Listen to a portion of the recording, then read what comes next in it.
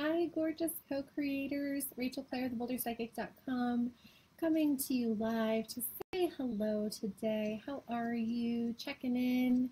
I haven't been in live to our Facebook group here for quite some time. I just celebrated my birthday. So I've been taking a little bit of time off and having some fun and just going easy.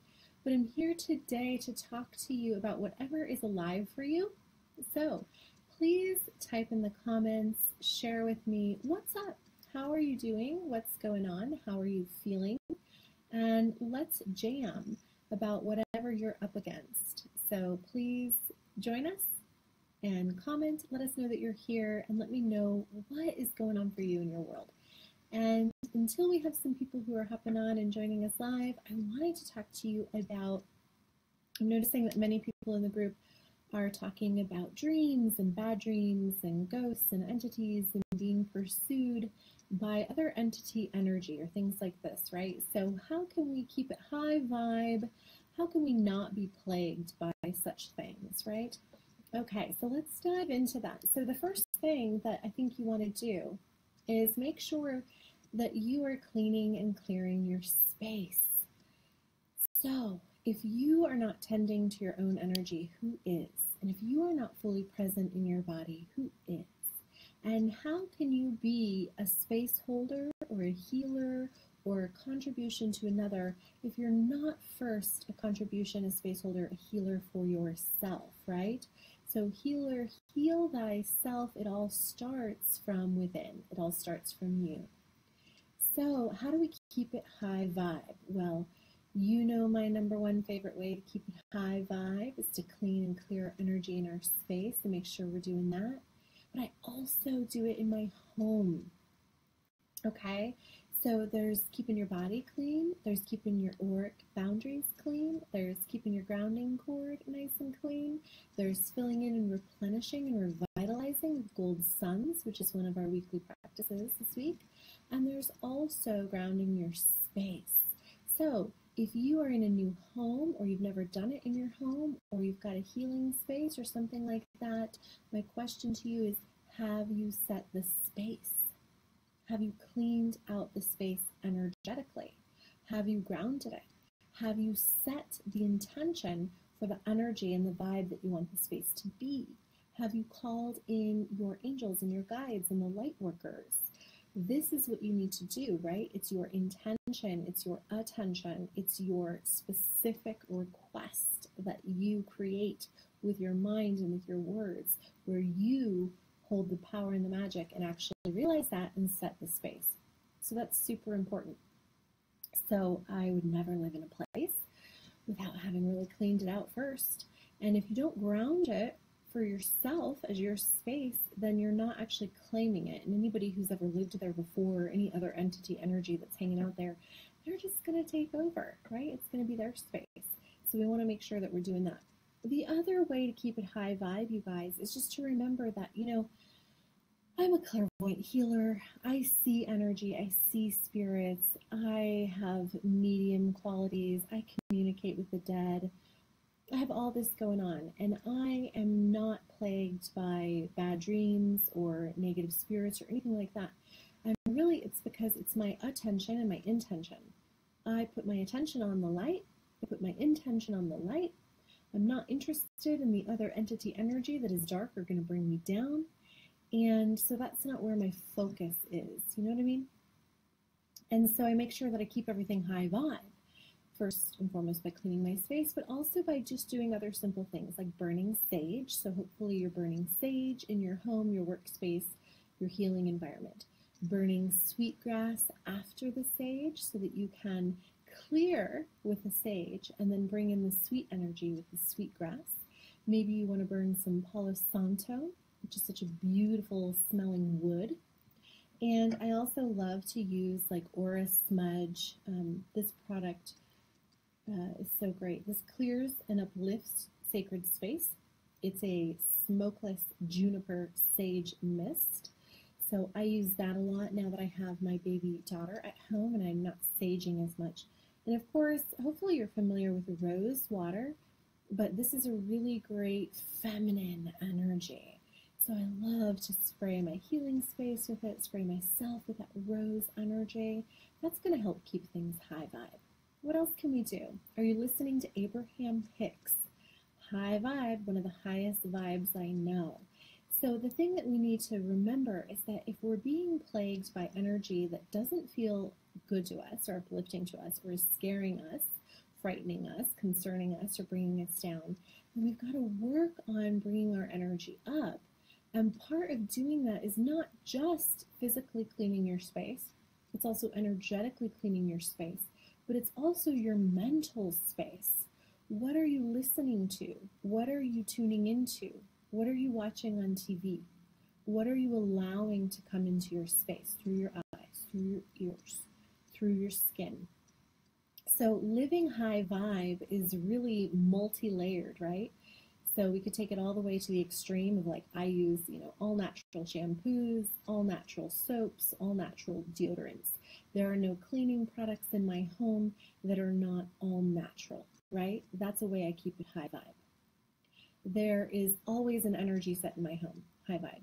There's always music that is high vibe, song bowls that you can use. But I also make sure that I'm not watching really scary or violent things very often. Of course, sometimes we can all get into wanting to watch a scary movie or something like that, but I don't do it very often because I think that, especially in this day and age, we want to be more vigilant about what we're allowing into our space, into our sacred space.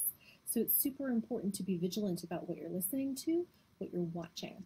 So I love to listen to beautiful high vibe music.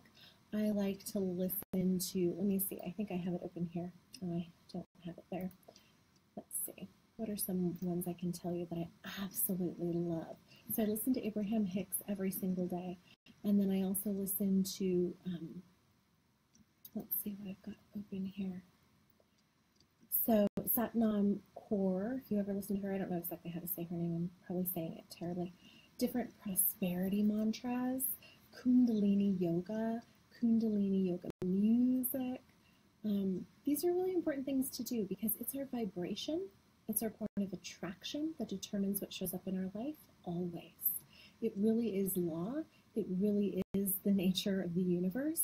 And if we're having dreams, entities, energy, spirits, people, circumstances, situations, anything that is showing up in our life that we do not like, we have to take full responsibility and accountability as creators of our life, our energy, our vibration. It's our point of attraction, and it means everything. So if you're joining us today, please comment and let me know, what are you dealing with? What are you going through? What are you experiencing? What questions do you have? I'd love to hear from you. I cannot see that you're here unless you say hello or you comment. So please comment and let me know you're here. And we're talking about all things high vibe living. So I've talked about listening to good music. I've talked about not letting into your space violent things or scary things by watching that. I've talked about smudging and Palo Santo and sweetgrass. I've talked about rose petal spray. And setting your space is what I want to talk about next. So you ground your home and your healing space just the same way you ground yourself with a huge tree trunk. And you take it in the center of the room from the ceiling all the way down to the center of the earth. And then you connect all four corners from the top and the bottom to the center of that tree trunk in the middle of the room, and you anchor it. It is your space. And then you get to decide, what colors do you want to fill it with?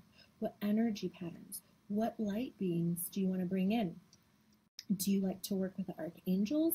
Do you like to work with Mary Magdalene, Mother Mary, Kuan Yin?